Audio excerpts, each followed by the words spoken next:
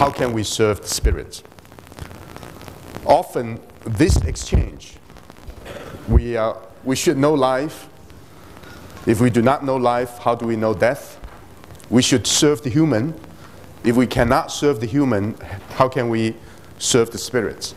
There's a clear indication that Confucius wanted to underscore the importance of life at the expense of knowledge about death, the importance of serving the human rather than simply trying to serve the spirit.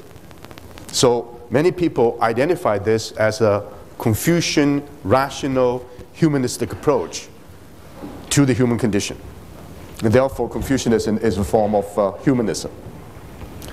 I would like you to revisit this particular exchange. And maybe we can add two dimensions to this exchange. The question is, how can you know death if you do not know life? That's the Confucius response. A possible answer is not simply to focus your attention exclusively on life without paying attention to death, but it's to say the priority is to understand life. And therefore, by implication, if you know life, maybe you've earned the right, you've gained the wisdom to know something about death. It's not that death is ignored, but life should take the precedence. It's more important to understand life. And it could also mean that if you could serve the human, maybe then you will have a chance to serve the spirits. If you cannot serve the human, hopefully that you will be able to serve the spirit. That's out of the question. But if you can serve the human, then there is a possibility you may be able to serve death. You serve the spirit. So instead of saying simply knowing life without paying attention to death, or knowing the human without paying attention to the spirit, is saying sense of priority. What is more significant for you to do as a point of departure? I will add another dimension. I think it's probably even more critical. That is a full understanding of life. A comprehensive understanding of life necessarily involves our appreciation or understanding death. You cannot understand life in its full distinctiveness if you do not have some appreciation of death. A full understanding of the human world, of the best way to serve the human. If you really want to serve the human well, then it requires you should also be able to serve the spirit. So instead of saying focusing on life without paying attention to death, focusing on serving the human without paying attention to serving the spirit, say you first serve life, but serve the human, the full appreciation of the human world requires our understanding of death and the world beyond. Now, in the Analects, the idea of filial love is to treat the parents with the spirit of propriety when they're alive. When they die, bury them with the spirit of propriety, and eventually continue to remember them through your ritual, through a ritual of remembrance in the spirit of propriety. So your relationship to your parents then is not simply a relationship that will end at the point of death. It is a continuous unfolding of that relationship. In the world, in the Confucian world, that the living and the world here and now is suffused with a cosmic reference, with the world beyond. If we simply understand the world here as a secular world without any kind of reference to a much larger scope of meaning, then I think our understanding of the Confucian humanistic tradition is somewhat impoverished. The idea of being religious, Confucianism may not be a religion, but the religious dimension or religiosity is very critical for understanding how this particular humanism actually unfolds. It is a tradition that certainly pays a great deal of attention to the past generations. Like the life force continues to unfold, You're responsible for carrying on the ancestral line, the cultures created by the past generations. But this is also a humanism that puts a great deal of emphasis on generations to come, future generations. And the idea of the purpose of life is not just focused on the life here and now on Earth.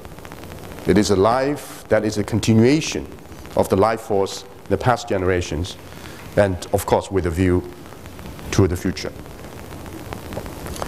So the purpose of life becomes a challenging question for the Confucians. About 15 or so years ago, when I was in my office, suddenly I received a phone call from someone who said, well, would you like to share with us your notion about the purpose of life? I was very surprised about a phone call suddenly.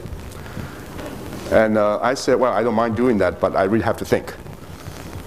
And then they said, oh, you may not have received our facts earlier. This is actually a magazine called the Life magazine.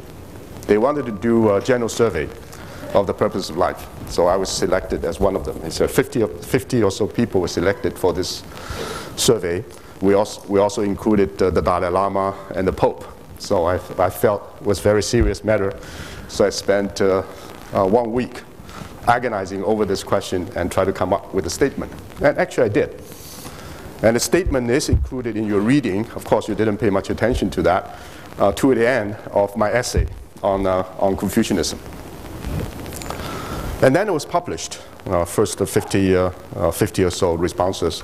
Then they gathered another 150, altogether 200 responses. Certainly included a statement from the Dalai Lama, but the Pope didn't respond. And they also asked Nixon to come up with a statement, and Oliver North, and there was also a taxi driver from Boston. And he said when I was caught in the traffic jam, there's certainly no purpose in life at all. Okay. This is my statement. I want to use it. I don't want to be too personal, but I want to use it. This is very much of what I believe to be the position of Confucian humanism, especially of Zhong Yong. I skipped the first part of it.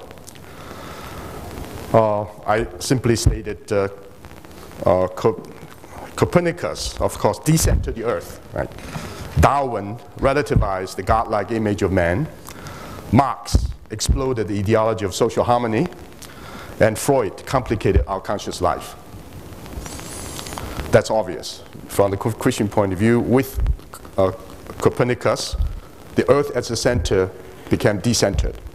With social Darwinism, Darwinism in particular, the human beings are not made in the image of God, but evolved through a very secular scientific process.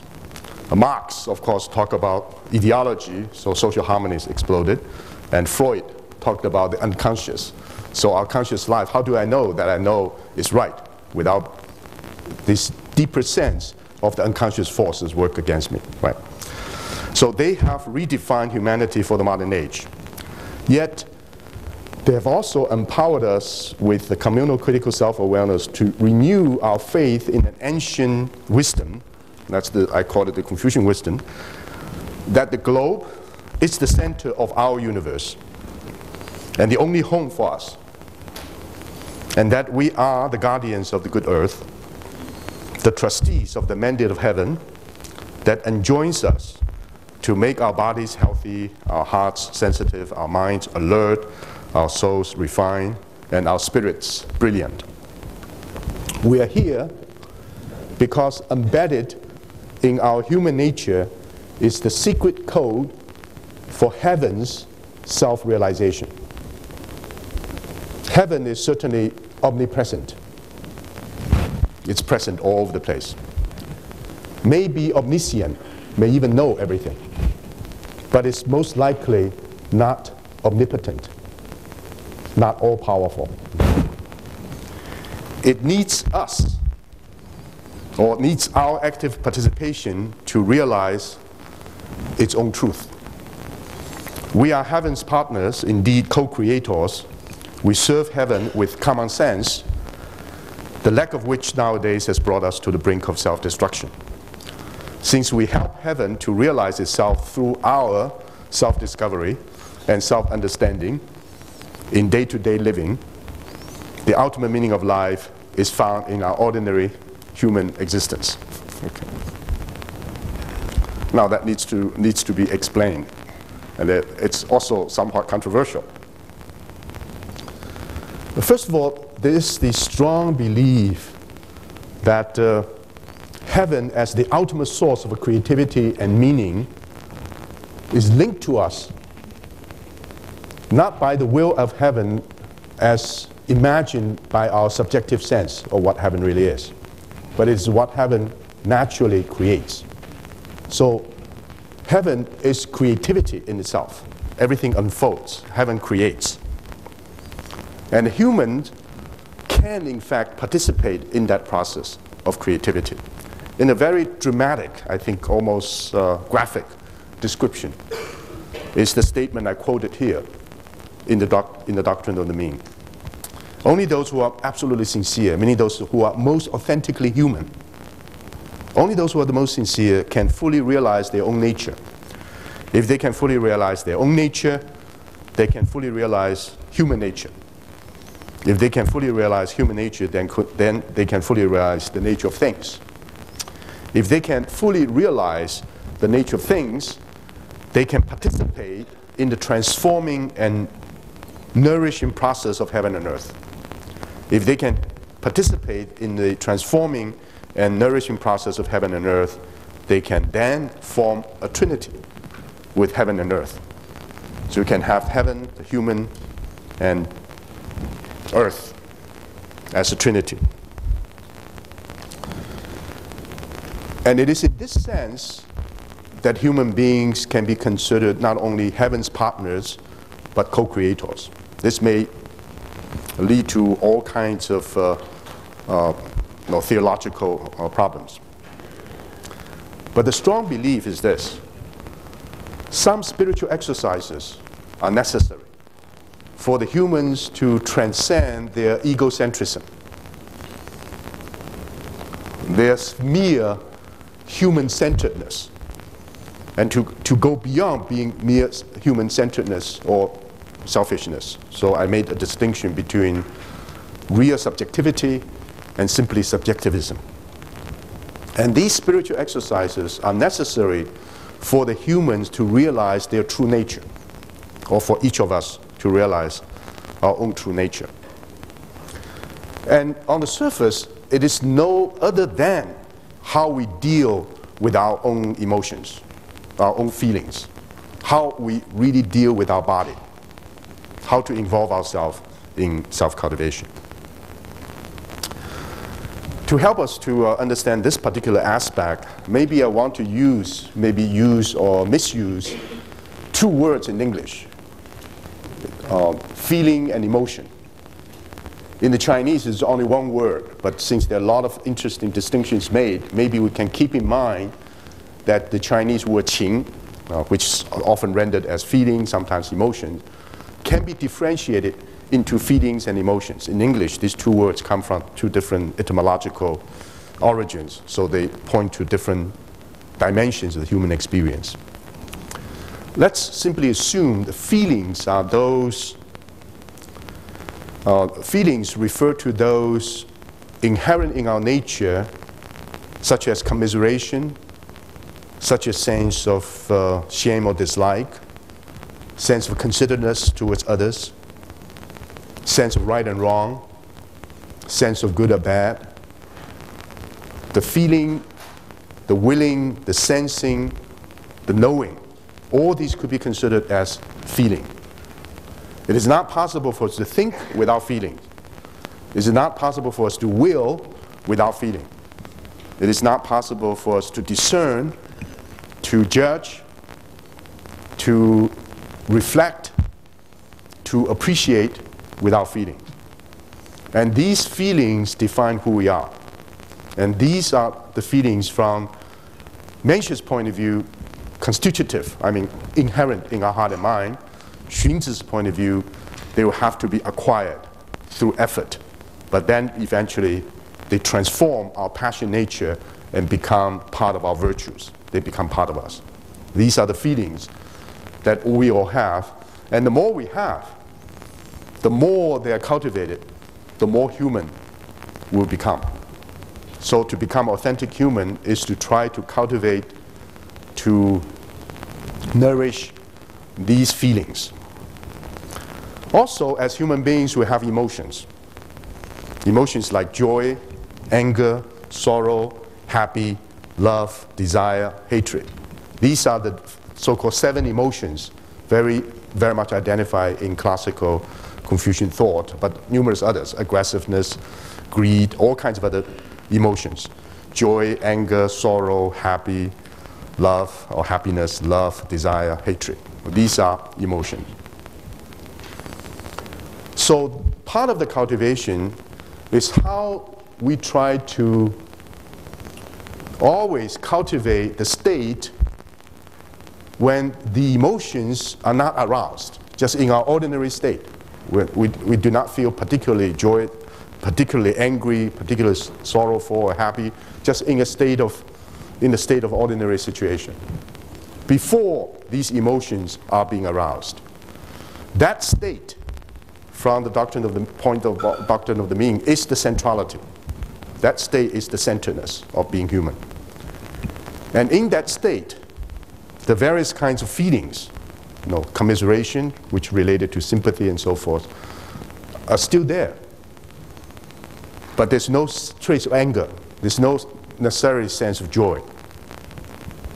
So before the emotions are aroused, there's the sense of centrality. We're being centered. This is exactly the idea I talked about finding one's own niche, finding one's own place, to find a particular arena that you can call your own, to have a sense of being at home. But when these feelings are aroused, or these emotions are aroused, they need to be harmonized. To harmonize these emotions, harmonize the emotions, and to cultivate the feelings, allow the feelings to continue to inform your existence. So you can say, I think, maybe not necessarily grammatical, you say that you can become a feeling person. You may not be emotional, but your emotions, when they express themselves, will have a proper sequence, a proper order. So the art of the cultivation is to try to observe, to understand, to discern how one's emotions arise and how to harmonize them. And some of the emotions are very difficult to deal with, especially anger. So one of Confucius' disciples was greatly appreciated or praised because his ability not to transfer anger from one object to the other.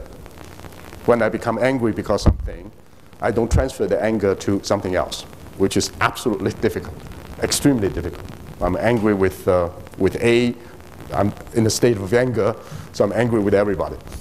But how we be able to say, respond to the anger, moral indignation to that object which aroused my anger, but try not to shift it, to transfer that to something else, which is a major cultivation that requires, now some people say emotional intelligence, requires some kind of self-knowledge, of self-understanding. But there's a deeper sense of how to cultivate that. It's not just I feel calm, I feel basically fine, I will be able to respond quite intelligently to the external situation. And don't take it for granted. Don't say I've made it. Don't take it for granted. There's a very interesting, just one anecdote that will help us to understand it. That very interesting thing in the Neo Confucian tradition, that one Confucian master, when he was young, he studied with a teacher, but he loved to hunt. Hunting was his great passion. The teacher said, we Confucians do not hunt. This is not the proper way to conduct your life. So he gave up hunting. For 19 years, he never hunted once. As a young man, he hunted many times. 19 years, never hunted once. But then in the field, a lot of hunters with horses, with bugles, and all, with all the dogs and so forth. And he became extremely excited. Upon reflection, he said, no, I never hunted once in the 19 years after study with this master. But my hunting heart, the heart that takes great delight in hunting, is never totally overcome. It's always there. And therefore, to be aware of one's state of mind is not simply to focus on the behavior, but also attitude, even belief. That's the reason why the worldview is important for ethics. If we do not have the right worldview, we'll not be able to cultivate the right ethics, the right virtues to be internalized. It's a much more holistic mode of thinking. In this sense, then, in the Zhongyong, or in the doctrine of the mean, sometimes rendered as centrality and commonality, the idea of balance is critical, but it's often misunderstood. Balance is often understood as not to go to the extreme, to have a more balanced, a kind of equilibrium, to be able to form some kind of consensus, to negotiate a settlement, not actually conditioned by radicalism or extremism. So we have this balance as a static notion of getting rid of the extremes and try to find the middle path. This is not the right way of understanding what balance means or equilibrium means in the doctrine of the mean. A better way of understanding it is to imagine, I don't know how many of you have practiced it, imagine the art of archery. It's a particular, shooting, the art of archery. And there's a book by one of the German scholars who spent 10 years studying the art of archery in Japan. And this is with a Zen master, but it's very much in the same kind of tradition. For the first few years, when he was asked to learn how to shoot an arrow, which is a simple act, the master never allowed him to release one arrow. He's always posturing, always standing, always doing, and draw the bow, and then stop. Never release one arrow. There was a lot of frustration, of course. You practiced it, practiced the form. Now, archery is an art form that the purpose is to hit the mark, of course. But since there's no way that a person can be totally still, standing still, because the heartbeat, not to mention the wing and everything. So you're not able to control the situation in which everything is static. So you can hit it according to, it's not like marksmanship because force is so powerful, but arrow is different. So you try to train yourself in the perfect form, and also you have to be aware of timing. The spur of the moment that is released, including the whole the situation of the wing, your heartbeat and everything. And if the timing is just a fraction of a second off, you will not hit it. So that timing is absolutely critical. At that moment, you hit it. It's not just the strength, but also the mark that you hit it at that moment. This is the notion of balance. This is the notion of equilibrium. So one engineer, very prominent engineer at UC Berkeley, once also a good scholar of Chinese studies. And he said from his point of view, maybe the best way to understand this kind of balance or equilibrium is the engineering term called optimization. Optimization means in a given situation or in a system, within a system, every system is of course finite. There's so many other conditions involved. Within that system, if you take into consideration all the conditions available through your rational analysis, and you give it the best solution, giving all the constraint, this is to optimize the effort, to optimize the effectiveness of what you do. This, in fact, is the meaning of balance and equilibrium. It is not simply static structure. It is a dynamic, transformative, and ongoing. So when you try to think of a situation which is still in the process of changing, what is the best way? What's the best solution? How will you be able to do it that is the most appropriate? For example, the notion that you follow rightness, right? Even if you have to break a promise, even if you don't have to see your action through, that's fine. If it is in keeping with the sense of rightness, that is in keeping with your sense, that's the best way to hit the mark in that given situation. But very important not to be totally subjective.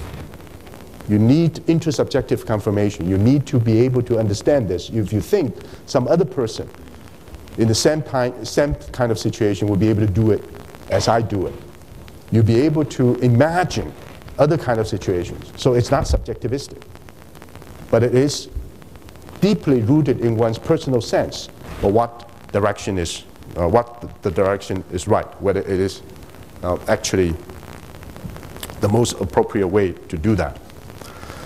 So this balance is, you can imagine two forces fighting against each other, two forces, but with equal strength. And the two forces force against each other with equal strength, there is certain kind of stillness. The stillness, not because stasis, there's no energy at all, but two very powerful forces. And this is how the human situation, from Zhongyong's point of view, from the doctrine of the means point of view, this is how we should deal with our own human situation. There's always high energy, there's alertness, there's a mobilization of all the energy and being aware of all the conditions, so we'll be able to understand that situation. The most difficult way to conduct one's life, according to this particular theory, the optimization of all the conditions, is our ordinary human existence. It is not a heroic act. We can mobilize our energy to do that when there's, in a state of war, we're confronted with challenges that threaten our survival. We become mobilized, we'll be able to do a lot. But it's not a heroic act. Not extraordinary talents, people with extraordinary talents that will be able to do things that ordinary people cannot do. Not that. Not unusual circumstances of a crisis situation that help us to mobilize all our energies and so forth. But it is the ordinary human existence. In that ordinary human existence, highly routinized, that will be able to do that. Able to maximize, to optimize all the conditions. And the energy is never allowed to dissipate. And it's the mobilization of all the energy and doing things that ordinarily we do. Now, this is also also related to the notion that a person with tremendous charisma, like a leader with charisma, meaning with the power of inspiration and so forth, it is not difficult to have someone who is inspiring. But how can the charisma be routinized? The routinized in ordinary situation. So even though there's no one to inspire us, we as ordinary human beings will continue to exert the effort to reach the highest level of accomplishment or to reach the highest excellence that we are capable of, without the external inspirational standards. That becomes the greatest challenge. And that greatest challenge is easily observable for every human being if we try to understand nature, if we try to understand heaven. It's the ordinary situation in nature that makes nature's creativity and fecundity most obvious. Therefore, we have this incredible sense of awe and reverence towards nature or before the universe. Zhongyong has a rather interesting, even a graphic description of the situation. The doctrine of the mean states, we live with reverence and a sense of awe for the fecundity and creativity of nature as we simply open our eyes to what is near at hand. This is a direct quote. The sky or heaven now before us is only this bright, shiny mass, but now it's gloomy, but it's a bright, shiny mass, hopefully next week, right? But when viewed in its unlimited extent, the sun, moon, stars, and constellation are suspended in it, and all things are covered by it. The earth before us is but a handful of soil, but in its breadth and depth, it sustains mountains like Hua and Yue, or mountains like the Himalayas, without feeding their weight, contains rivers and seas without letting them leak away, and sustain all things. The mountain before us is only a fistful of straw, but in all the vastness of its size, grass and trees grow upon it, birds and beasts dwell on it, and stores of precious things, minerals, are discovered in it. The water before us is but a spoonful of liquid, but in all its unfathomable depth, the dragons and fishes and turtles are produced in them, and wealth becomes abundant because of it. So this magnificent display of fecundity, of creativity, of immenseness in nature is readily visible, but only readily visible, but if we look at it just in front of us, it's not something that is unusual. It is the accumulation, the continuous accumulation of something which seems ordinary that becomes stupendous. And it is only through depth of self-knowledge, our human self-knowledge, can we fully appreciate our place in it and our learned capacity even to establish a spiritual communion with it. And this sense of nature as an expression of creativity is based on the same principle that we earlier talked about, the principle of the vital energy. Everything is made of the vital energy. Through an evolutionary process, rocks, stones, plants, grass, animals, and humans, and spiritual beings, everything is made of the same kind of vital energy, with different degrees of refinement and different degrees of excellences. And so everything is made of this vital energy. There's nothing that you can say it's just dead matter. Normally it is not something that is simply disembodied spirit. The vital energy is both spiritual and material, just like the human is both the body and mind and soul and spirit combined into one. And this then gives rise, in my view, to an anthropological but also cosmological vision. This humanistic vision is not simply an anthropocentric vision, focused upon the exclusive power of the human. It is also a cosmological vision. It's anthropological and cosmological. And there's the faith, I think that's, if you want to use the term, there's a faith in the Confucian tradition that the evolutionary process, the creative process of the cosmos, is basically a benevolent process. Benevolent process, always in the sense, creativity is more powerful than destruction. Engendering new possibilities is more powerful than simply the destruction, either in terms of famine, into earthquake, and all these natural calamities.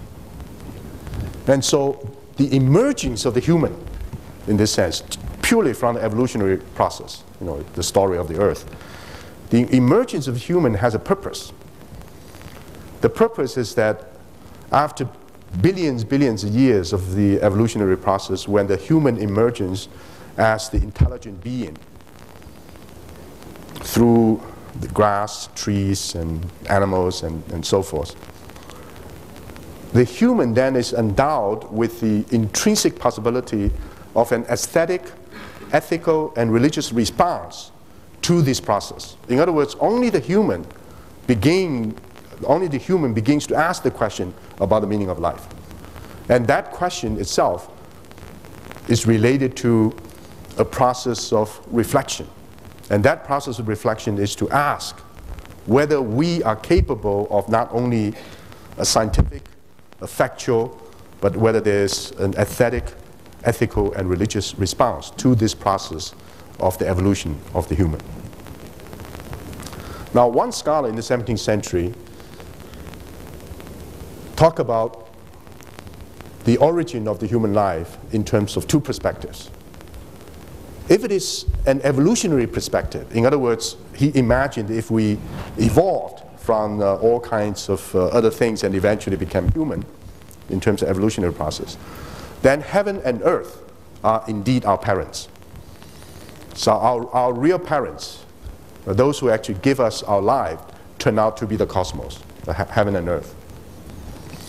If our bodies are gifts of our parents and their parents and so forth, then our parents are like heaven and earth to us.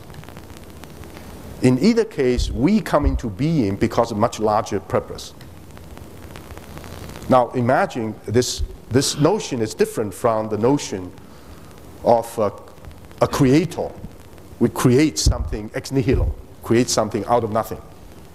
This is a different notion about a creator. But however, we're indebted for our life because of much larger purpose. That's how we came into being. Now it is in this sense that the idea of sincerity, the idea of chen as sincerity has to be located. Now sincerity, whether you rendered it as authenticity, as true, as reality, is the belief that this is how heaven creates. Heaven never creates out of double-mindedness. Heaven is the most sincere in the sense that the creativity that we see in front of us in terms of nature, that incredible fecundity, is because of the sincerity of heaven. That evolutionary process is something that we need to learn. We can, in the very beginning of the doctrine of the mean, that human nature is confirmed by heaven. In the sense, almost like the Christian notion that we are created in the image of God. But here, that our nature is in fact confirmed by heaven. Without heaven, we do not have our nature. And so our nature is given to us, of course, as our body, but our body only is a vehicle through which our nature will be able to reveal itself. So there is a much larger purpose of who we are and why we're here than simply the endowment of the physical body. So the mandate of heaven confirms our nature. If we follow our nature, that's the way. The way is to follow or to bring to pass what our nature's trajectory ought to be. And education is to cultivate the way as character building. To cultivate the way is to allow the way to express itself as the heaven's mandate. And the heaven's mandate is revealed in the way. Our cultivation of the way is to help heaven to continue its course. So then there's a very strong sense that heaven engenders human complete, almost like a partnership. Heaven began a process, but that process cannot be completed unless the active participation of the human. In the very beginning of the Book of Change, say heaven proceeds vigorously. In other words, it's difficult for us to imagine that the creative power of heaven is sometimes laxed. There's always high energy. There's always that kind of equilibrium, always that kind of creativity and fecundity of heaven. If we as humans want to imitate the process of real human living, we should imitate the creativity and fecundity of heaven through nature. And in this sense, we do not have in the Confucian idea of radical transcendence. Now, radical transcendence is the belief there is a transcending power, totally different from us. I think one way of looking at it is this notion about the holy other.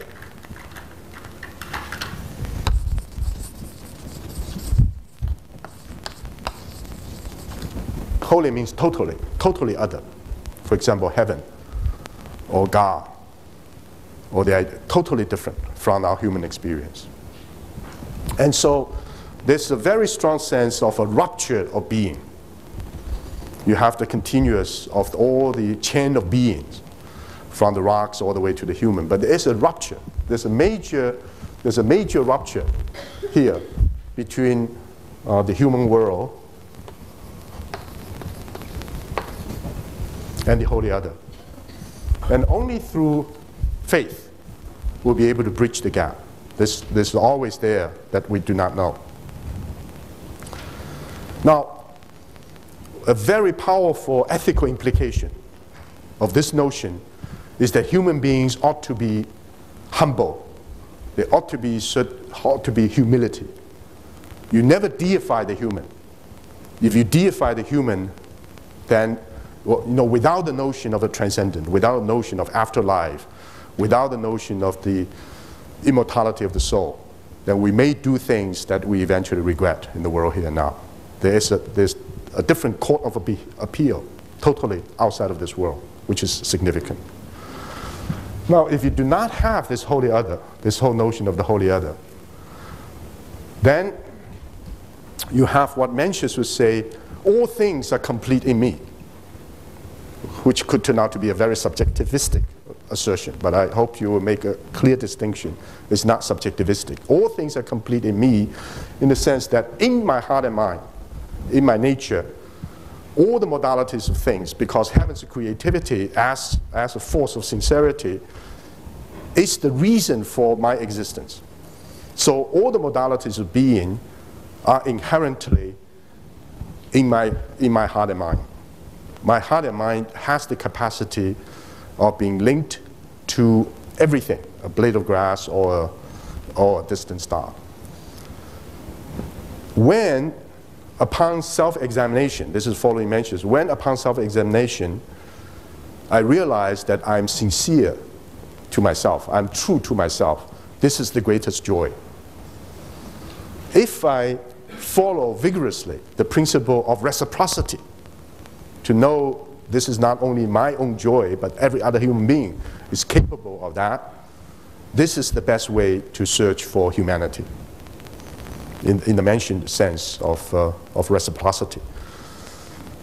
Now, this is not primitive animism.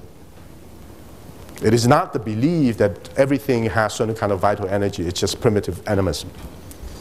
It is a belief in the responsibility of the human to help the actual completion of the way of heaven.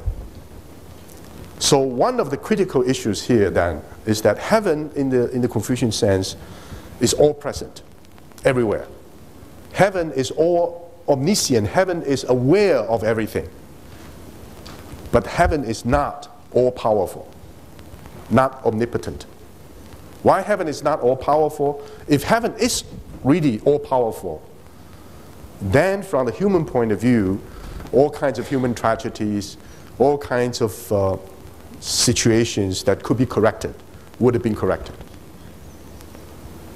Now heaven is totally omnipresent and omniscient, so totally present and totally aware, and yet there's something that heaven cannot do that requires the human to complete it. So in that sense, human beings are not simply co-creators. Human beings are, in the most graphic sense, major destroyers. The destructive force of the human is such. It is not simply psychologically, sociologically significant. It is also cosmologically significant.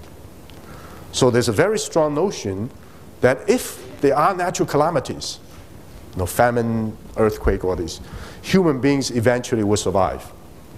However, if the calamity is man-made, is human-made, we know the story about the flood of Yu. Yu was able eventually to come to terms with that.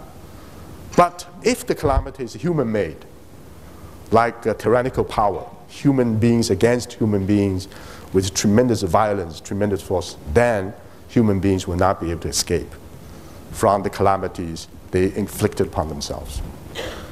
So this notion about the participation, of the human participation in the cosmic process is not a notion about the deification of the human. It's not the notion that human beings are so powerful they now help heaven to complete its work. It is a question about humbleness, humility, But in addition to humbleness and humility, the question about responsibility and responsiveness. The responsibility is based upon a sense of responsiveness. Responsiveness simply means that if human beings become aware of who they are, if they become aware of who they are, through either evolutionary process or creationist process, they know that the existential situation for the human is that human beings will make a difference. And that difference is not simply sociological, politically correct, or sociologically, politically significant. It is also cosmologically significant. And to make that difference, it is important for the humans to understand its own niche within the cosmic order. And so there's an interplay between the human capacity to help heaven to complete its course, and also the human responsibility for the development of a new order, which is not only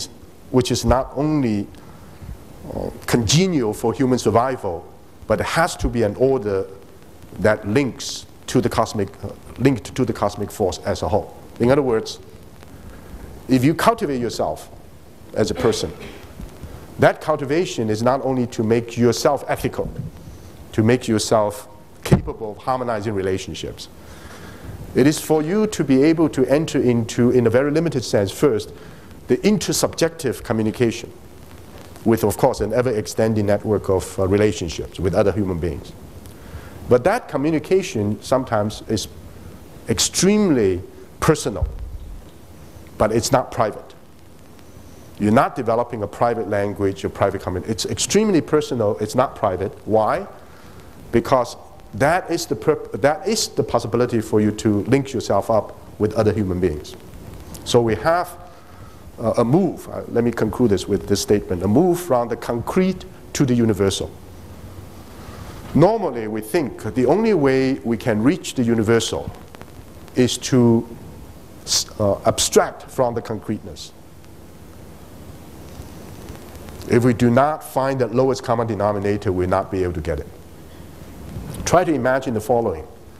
That is, the way to get to the universal, to get to the outside, is not to leave the concreteness of your situation or your personal sense, but actually to sink more deeply into it.